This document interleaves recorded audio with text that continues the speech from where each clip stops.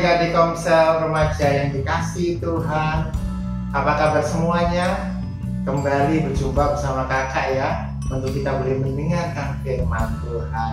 Puji Tuhan ya, biarlah kita tidak jemu-jemu senantiasa mendengarkan firman Tuhan adik-adik, karena itu membuat kita bisa hidup dan bisa mempermuliakan nama Tuhan. Amin ya adik-adik ya. Puji Tuhan. Pada kesempatan pagi hari ini ya, firman Tuhan masih dalam seputar Paskah adik-adik ya, karena kita kan masih dalam suasana Paskah ya. Apa itu Paskah sebenarnya adik-adik ya? Nah, Paskah pertama kali dilakukan oleh bangsa Israel pada saat dipimpin Musa adik-adik ya. Pada saat itu bangsa Israel telah menang oleh perbudakan di Mesir adik-adik ya. Makanya bangsa Israel merayakan Paskah adik-adik. Nah, adik-adik kan sudah belajar tentang Musa, tentang 10 tulah kepada bangsa Mesir ya. Karena bangsa Mesir memperbudak bangsa Israel selama 400 tahun, tidak mau dilepaskan.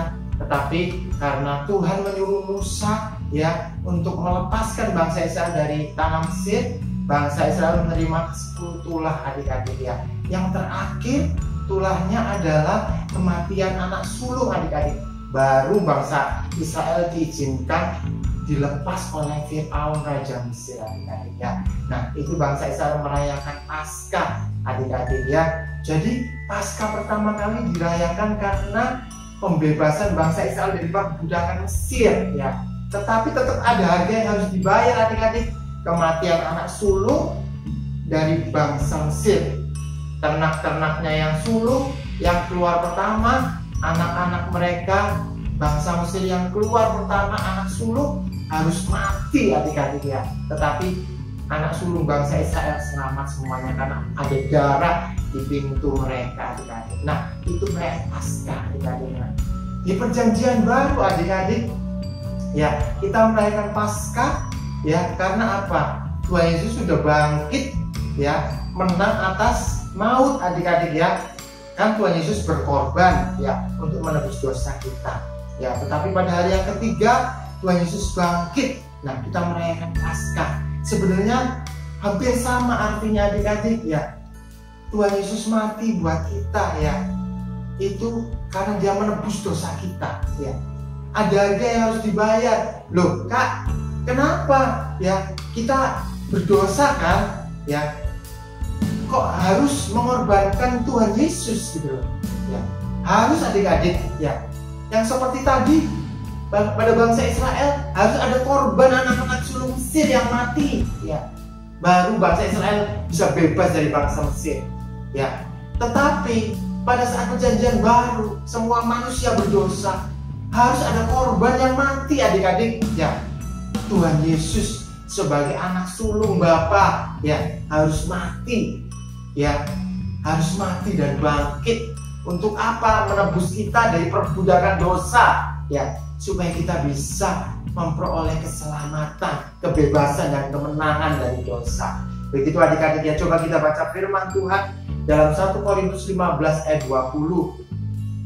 Kakak bacakan. Tetapi yang benar ialah bahwa Kristus telah dibangkitkan dari antara orang mati sebagai yang sulung dari orang-orang yang telah meninggal. Nah, ini adik-adik ya. Jadi Kristus Yesus itu telah mati. Dia sebagai anak yang sulung dikatakan ya, sebagai yang sulung dari orang-orang yang telah meninggal ya.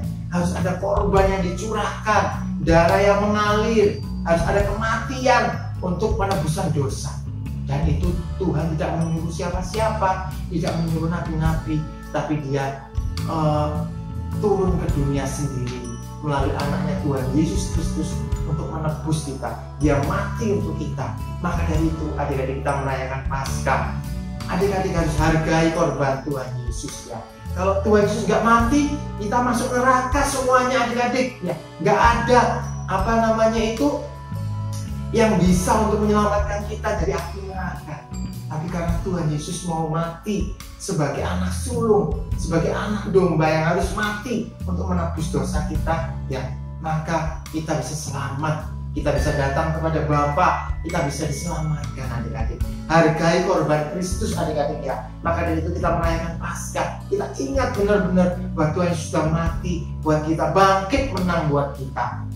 Adik-adik ya, puji Tuhan. Nah adik-adik, maka dari itu bagaimana caranya kita bisa membalas kasih Tuhan yang begitu besar? Adik-adik, Tuhan hanya mau dua hal adik-adik ya, nggak banyak-banyak dari kita. Bagaimana kita bisa membalas kasih Tuhan? Kalau kita ingat pengorbanan Tuhan, kita ingin membalas ya. Yang pertama adik-adik ya, Tuhan ingin agar kita hidup mendekat, melekat kepada Tuhan adik-adik ya. Ya, tempo hari kakak pernah khotbahkan tentang pokok anggur ya. Ada cara-cara kita ini, cara-cara kita harus melekat mendekat pada Tuhan adik-adik ya. Kita baca di dalam Mazmur 91 ayat 14 ya. Sungguh hatinya melekat kepadaku, maka aku akan meluputkannya, aku akan membentenginya sebab ia mengenal namaku ya. Ada ayat yang ke-15 dan 16 itu janji-janji Tuhan buat orang-orang yang mendekat, suka mendekat dan melekat pada Tuhan. Tuhan ingin kita ini selalu dekat kepada Tuhan, dekat kepada Bapa ya. Seorang Bapa ya ingin agar anaknya itu selalu dekat dengan bapaknya ya, supaya bapak itu bisa mengasihi dengan maksimal anaknya, bisa mengerti isi hati anaknya, dan anaknya bisa merasakan kasih bapaknya.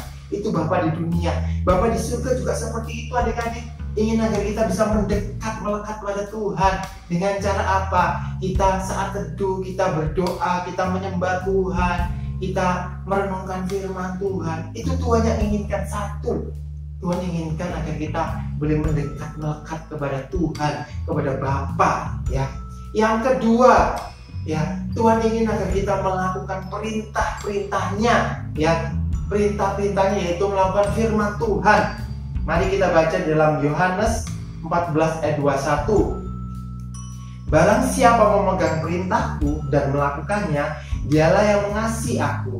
Dan barang siapa mengasihi aku, dia akan dikasihi oleh Bapakku, dan aku pun akan mengasihi dia dan akan menyatakan diriku kepadanya. Nah ini adik-adik ya, barang siapa kita ngomong aku mengasihi Tuhan, tapi kalau kita nggak melakukan firman Tuhan, itu sama aja bohong adik-adik ya. Kalau kita ngomong kita mengasihi Tuhan, loh kak aku ini pelayanan loh, bantu ini itu loh, tapi aku suka omong kotor, tapi aku masih suka ngata-ngatain orang dan sebagainya, itu belum melakukan firman Tuhan adik-adik ya.